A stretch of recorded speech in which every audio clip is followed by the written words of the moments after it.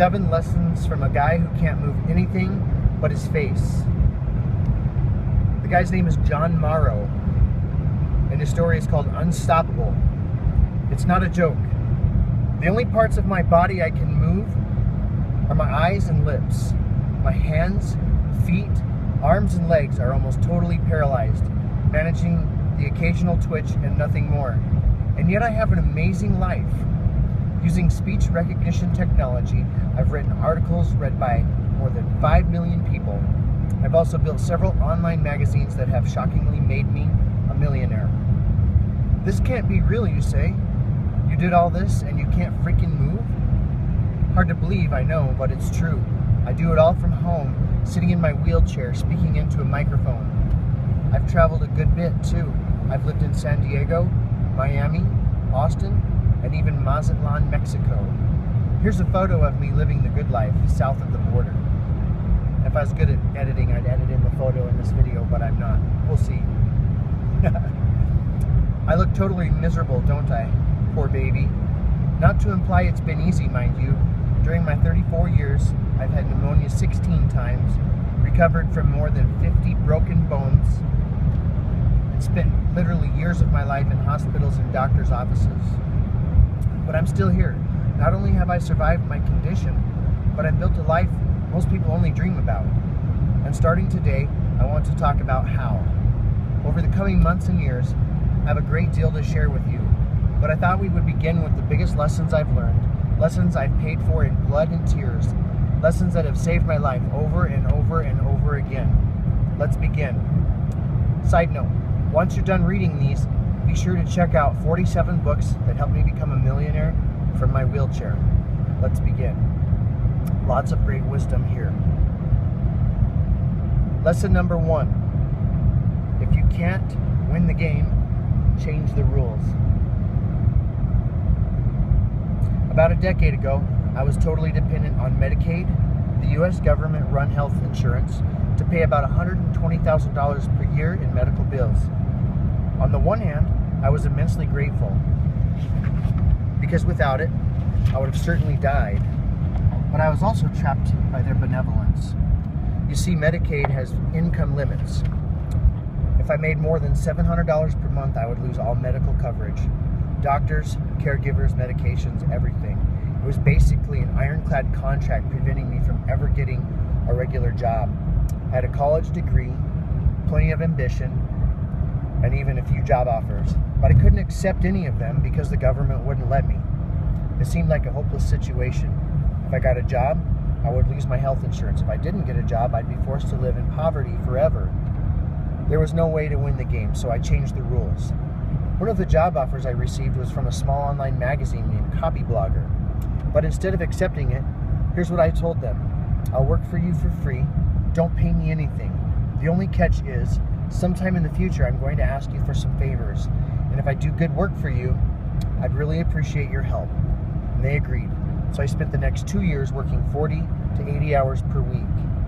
Mostly free of charge, although they did find ways to throw a few dollars my way every now and again. During that time, I explored moving to Mexico. By moving there, I could reduce my health expenses from $120,000 to $18,000 per year. It's $102,000 in savings. Eventually, I pulled the trigger. I called my boss and said, "Remember how I said I would ask for favors one day? Well, it's time. I'm starting a consulting practice, and I'd love some help getting clients." The next day, he allowed me to reach out to about 50,000 readers, and I filled my entire client roster within 24 hours. Then I moved to Mexico, abandoning the U.S. healthcare system entirely. Within 30 days, I was making more than $10,000 a month, living in a beachfront condo and paying for all my own healthcare expenses. How? By not playing the government's game. Instead, I created a different game, a game that worked by my rules, a game that I could win. But John, you say, you don't understand. My situation is hopeless. Bullshit. The options available to you right now may be hopeless, but you can always create new ones. It's not easy, but if you're strong enough, you can turn any situation to your advantage. The key is to develop that strength in advance. And here's how. Lesson number 2, pain is power. At some point or another, life punches everyone in the face. The punch may be hard or it may be soft, but it's definitely coming, and your success or failure is largely determined by the answer to a single question. How well can you take the punch? Do you roll around on the ground, weeping and moaning? Do you rock back on your heels but then keep going? Or have you been punched so many times already you don't even notice? Personally, I'm a living example of the last one. If you want to know what it's like to live with a severe disability, just imagine that every morning 6 big guys sneak into your room and beat the hell out of you. Most days the beating isn't so bad and you can limp through your day. Every now and again though, they keep punching and kicking you until you're bleeding and broken, lose consciousness, and wake up in the hospital breathing through a tube. That's the best way I know how to describe my life. Since the day I was born, muscular dystrophy has given me a daily beating. The upside, it's made me incredibly strong. I can take any punch life throws at me without even breaking stride. Lost $100,000 on a business deal? No biggie. Key employee quits? Yawn. Getting audited by the IRS? Wake me up when something important happens. Next to fusing my spinal vertebrae together, shattering my legs, or nearly drowning in my own mucus, none of it is honestly that big of a deal. This, my friend, is the advantage of pain. The more you experience, the more you can handle in the future, and the less it knocks you off your game. The way you respond to pain is another matter, by which we'll talk about in a moment. For now, the point I want to make is this. If you feel depressed and weak, unable to cope with the difficulties of life, it's not because you are a flawed human being, it's because you are unprepared for the pain you are experiencing. The problem, ironically, is that you haven't suffered enough. Wow. The opposite is also true. If you want to become a stronger and more capable person, the smartest thing you can do is systematically and safely increase your pain tolerance. It sounds crazy, but we'll see. For example, Tim Ferriss recommends lying down in the middle of a crowded public place like a supermarket or a coffee shop. You'll feel like a fool, but the experience will condition you to deal with embarrassment and discomfort in the future. The bottom line, the degree of success you achieve in life is directly proportional to the amount of pain you can tolerate. If you ever want to accomplish big things like building a successful business, becoming the best in your field, or changing the world in some way, you need to start training yourself to endure the pain all those things require. It'll also prepare you for the next time life punches you in the face, which is inevitable. The only caveat is you have to keep the right mindset. If you respond to pain the wrong way, it makes you weaker, not stronger. And let's talk about how to make sure that doesn't happen. Lesson number 3, the secret to survival. In 2006, a teenager we'll call Bill was late to work at Wendy's. Worried that his boss was going to fire him, he decided to floor it, driving through the city at 85 miles per hour, weaving in and out of traffic, running red lights, and squealing around corners. At first, everything went fine, but then something happened. He plowed into my minivan going through an intersection.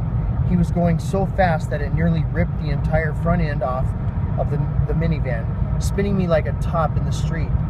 My head went through the window, knocking me out.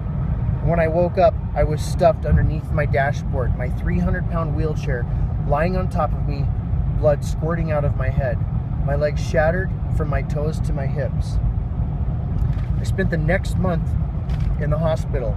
The bill was about $130,000, and not surprisingly, I discovered good old Bill had crappy insurance, paying out a maximum of $20,000 for the accident. To top it off, the doctors predicted it would take an entire year to recover, enough to go back to work or to school. In other words, I was fucked. And if it wasn't enough that I was already dealing with Medicaid, poverty, and muscular dystrophy, life decided to pile on a little extra just to see how much I could take.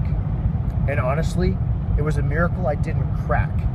How easy would it have been to sink in despair, or rage against the unfairness, or maybe even take a little bit too much morphine one day and end it all. But I didn't.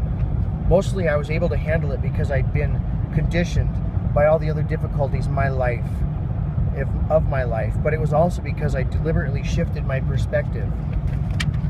The people who struggle most are the ones who can't accept the incessant unfairness of life. They become so consumed with what should have happened, the way other people should have behaved, that they become incapable of dealing with reality.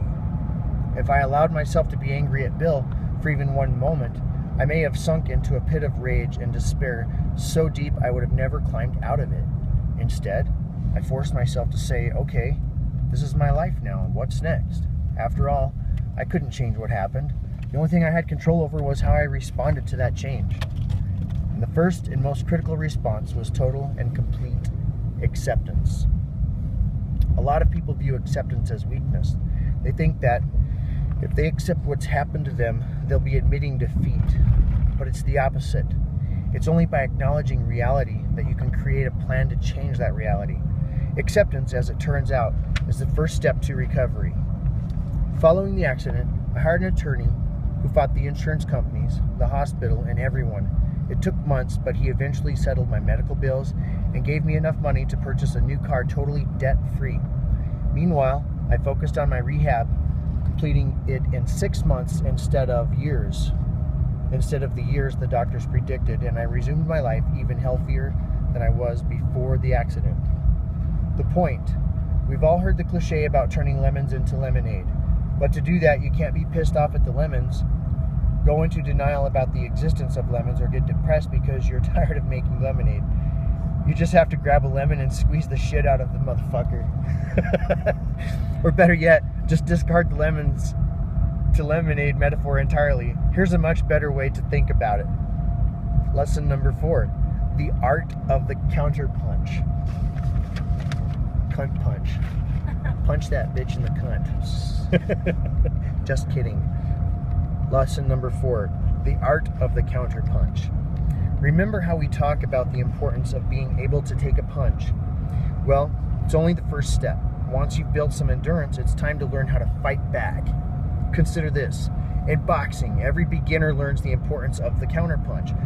By attacking you, your opponent has to let his guard down, and it creates a brief but very real opportunity for you to sneak in a blow. You just have to train yourself to spot the opening. Ironic, isn't it? The best time to attack your opponent turns out to be right after he attacks you. In fact, the stronger the attack, the bigger the opportunity for a counterpunch. And it's true for more than just boxing. In life, every difficulty carries with it a corresponding opportunity of equal size. For example, let's go back to the car accident from the last section. I mentioned how I got an attorney to settle the medical bills and dedicated myself to rehab, completing it in half the time, but I didn't tell you the best part of the story. In between rehab visits, I had a lot of free time on my hands. A lot of people wouldn't have flopped down in front of the TV and zoned out, but thankfully, a lot of people would have flopped down in front of the TV and zoned out, but thankfully, I had the presence of mind to recognize the opportunity. I'd always wanted to write more, but I'd never had the time until the accident. So I seized the opportunity and got my gimpy ass to work. At first, it was only a journal, a way of jotting down my thoughts and emotions as a way to cope with the trauma. I enjoyed it so much I decided to start a blog, and within 60 days, it got nominated as one of the best blogs in the world. Following the nomination, I got an offer to help run an up-and-coming magazine, the one that eventually helped me launch my consulting practice when I got to Mexico, allowing me to live the life of my dreams. Was it luck? Mere twist of fate that turned tragedy into triumph? Not at all. It was a deliberate counter-punch, a way of taking the force of the blow life had dealt me and turning it into my advantage. It's just one of many throughout my life. Here's some more. Punch.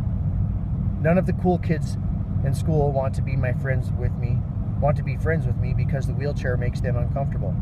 I become an outcast. Counterpunch. I hang out with the other outcasts, nerds. They teach me how to code, and I'm writing my own software by the age of 12. Punch. I can't play sports, go swimming, or any of the other fun stuff kids do. I'm stuck inside, trapped in a body that can't move. Counterpunch. To keep from going crazy, I read half a dozen books a week. By the time I graduate high school, I've read more than most of my teachers. Punch. I get accepted into MIT, but I'm dirt poor. For a year, I beg for help, but everyone ignores me. I have to turn down the offer. Counterpunch. I apply to my somewhat crappy local university, and they offer me a full scholarship. I graduate debt-free. Again, it looks like luck, but it's not. The people we call lucky are ruled by the same fickle hand of fate as everyone else. The difference? When that hand turns against them, they look around and they spot the opening. The moral of the story? The next time life punches you in the face, stop for a moment and ask yourself the simple question. What's the counterpunch? What is it? It's pretty heavy stuff, guys. But we're not done. The next time life punches you in the face, stop for a moment and ask yourself the simple question. What's the counterpunch? No matter how bad the situation, no matter how hopeless it seems, there was always an opportunity to turn it to your advantage. You just have to discipline yourself to spot the opening and then find the courage to use it. Lesson number 5, how to find the courage to face anything. Lesson number 5, how to find the courage to face anything. The heart monitor flatlined. I was laying in a shabby little bed in a nursing home you've never heard of. For years I drifted toward death, and blessedly, mercifully, it was finally here. My heart stopped, my limbs quivered, and my bowels let loose, filling the air with a sickly stench. Wow. One last breath escaped my lips, and I was gone. A few minutes later, a nurse walked into the room, wrinkling her nose at the stink. Pulling out her clipboard, she glanced at her watch and wrote down the time of death. Next, she pulled out her phone and called the morgue.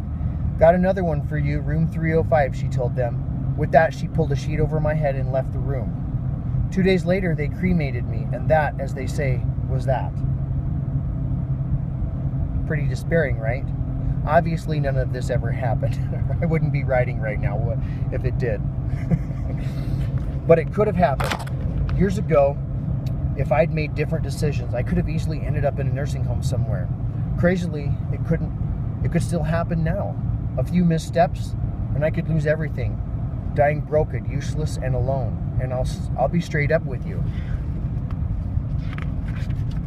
It scares the hell out of me. More than anything, you could pull out a gun, shove the barrel in my mouth, and start counting, and it wouldn't even come close to scaring me as much as the scene I described. Dying is one thing. A pointless death, where no one notices or cares, is quite another. To me, at least. Here's why I am telling you this. Every now and again, somebody asks me how I found the courage to move to Mexico with no money, no friends, and no backup plan. There are a gazillion different ways it could have gone wrong. I could have been robbed and murdered by thieves along the highway, scammed by immigration officials, or starved to death because I couldn't afford food. Let's face it, Mexico can be a dangerous place. And moving there in my condition was absolute insanity. I knew this. I've never been one of those delusional people who thinks nothing bad will ever happen to them. On the contrary, I was pretty sure I was about to die, and I was scared shitless. When we drove across the border, I was sweating and shaking so much, I was worried that immigration guys would think I was on drugs. So, why did I do it? Why didn't I turn back to the relative safety of the U.S.? Well, my thought process went like this. Worry. I could be scammed by immigration officials. Response, true, but that's still better than dying in a nursing home. Worry, I could be killed by robbers along the highway. Response, true, but that's still better than dying in a nursing home. Worry, I could starve to death because I can't afford food. True, but that's still better than dying in a nursing home. In other words, yes, I was terrified, but a sad, quiet little death in a nursing home terrified me more. I consciously and deliberately harnessed that fear, using it to propel me to do things everyone thought were insane. And that's how courage works. The people we think of as heroes don't have a mystical ability to transcend fear. To them, the alternative to taking action is simply unacceptable. They do what needs to be done, not because they want to, but because they feel there is no other choice. Same for me. To get myself to take action, I didn't meditate, clear my mind, and proceed to do the impossible with calmness and confidence. I woke up each morning and pictured what would happen if I didn't act. I envisioned the heart monitor, the nurse, my body being pushed into the flames. I deliberately put myself into a state of intense terror that everything I had to do felt manageable by comparison. It's dark, I know, but it's also an immense secret. It's dark, I know, but it's also an immense secret. If you find yourself paralyzed by fear, the only way out is often to find something that scares you more. Imagine what will happen if you do nothing. Make it so real in your mind that you're about to jump out of your skin and then harness that energy to do the crazy things you need to do. To be clear, I'm not suggesting you live your life in fear. The moment you face down the impossible situation, stop torturing yourself. Adopt a positive attitude and go about your life. But if you're just trying to survive, fear is fuel. So burn, baby, burn. Lesson number 6, embrace the crazy. The world is full of people who would tell you to be reasonable. You should have reasonable goals, reasonable expectations, a reasonable attitude. But listen, was it reasonable for me to give up all my government benefits and move to a country not exactly known for its stellar medical care? Was it reasonable to work 40 plus hours a week for a company that didn't pay me a dime? Was it reasonable for me to start a business when failure would have meant starving to death on the streets of Mexico?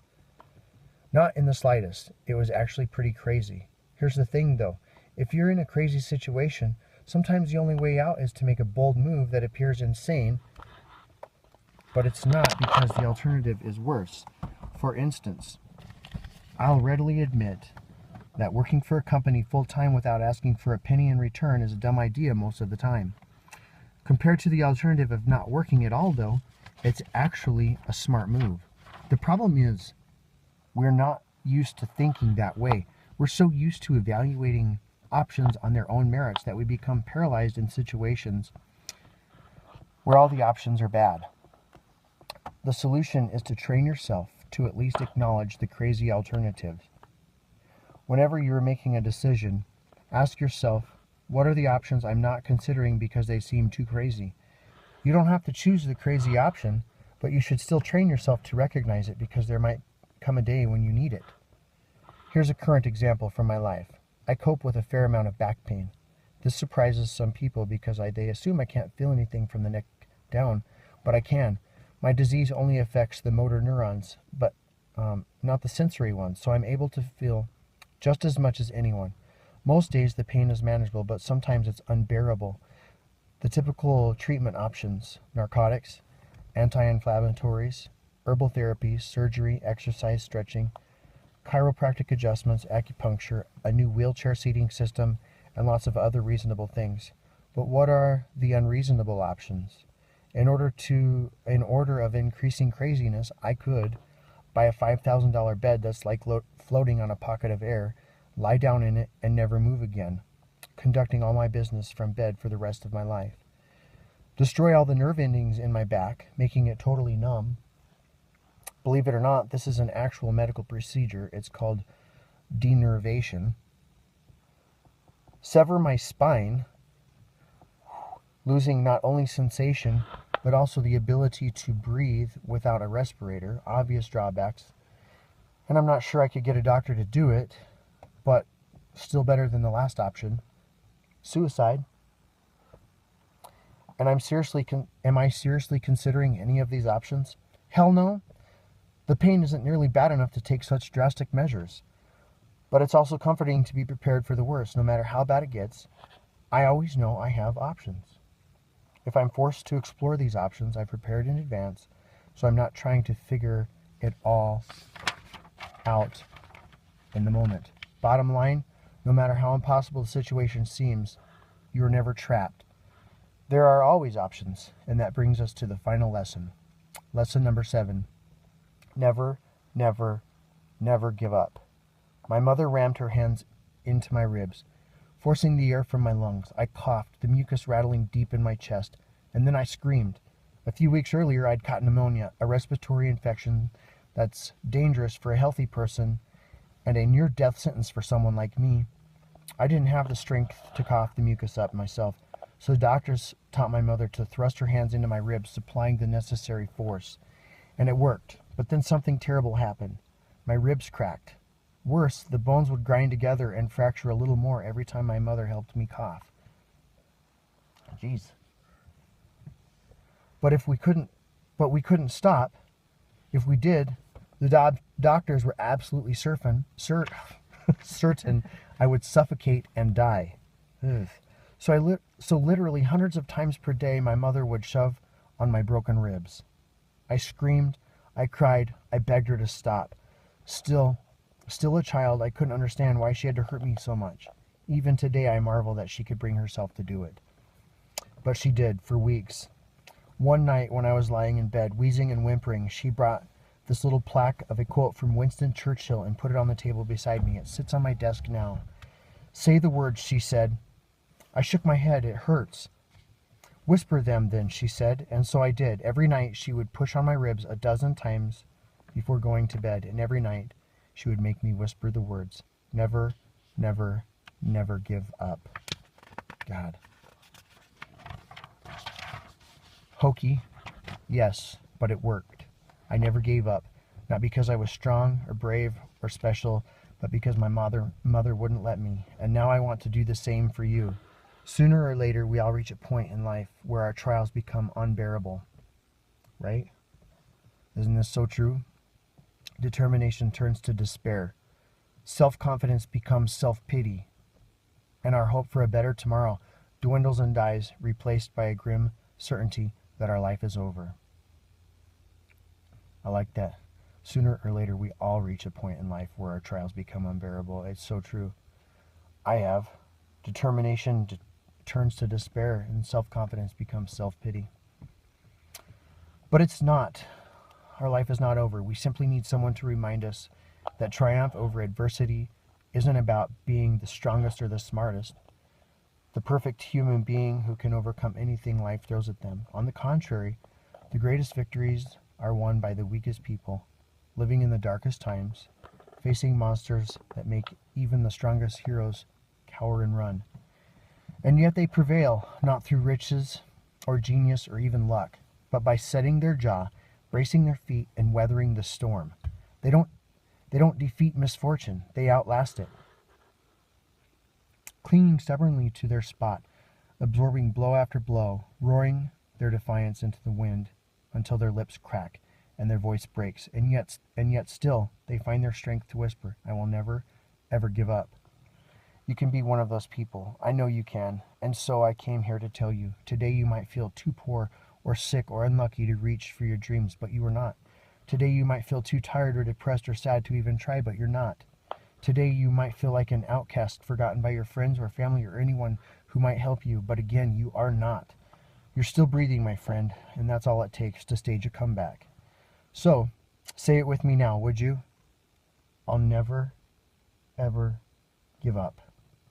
Say it and believe it, and then recognize you've become the journey to becoming totally unstoppable. That, my friends, is the story of John Morrow. 7 life lessons from a guy who can't move anything but his face. Unstoppable. And it's no joke, it's a true story. You can look up John Morrow, Google him.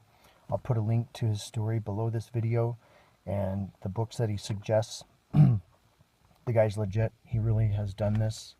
And I just felt like sharing it with the rest of the world because he is an inspiration to me, because I'm one of these people that have found myself reaching a point in life where, you know, just the trials of life are unbearable, and I'm in despair, and I'm full of self-pity, and, you know, I've lost hope many, many times, and, you know, it just seems like I've went through a period of several years in my life where I've experienced this, and the only thing that's keeping me going is I just don't give up.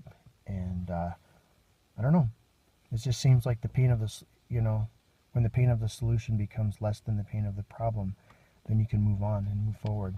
And so maybe we all need to take a lesson from this and just take the pain of the solution instead of living in the pain of the problem. Peace. Hit the like button and subscribe to my channel. Thanks.